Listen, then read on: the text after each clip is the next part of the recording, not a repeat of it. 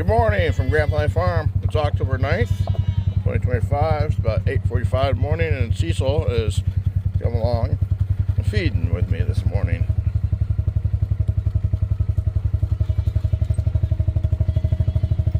The herd following.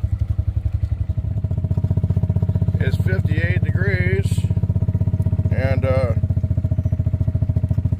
it's really cloudy over the west. Above us is blue sky, a little hazy off of the east.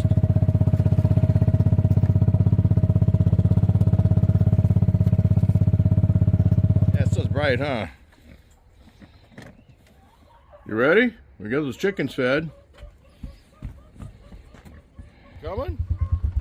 Hey, Cecil, let's go. I guess Cecil's driving us back.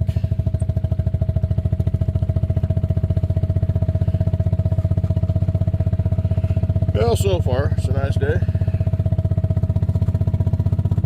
All the chores are done. Hey, you turned us into the fence, dude. So, anyway, I'm gonna go get a cup of coffee. I'll catch you later.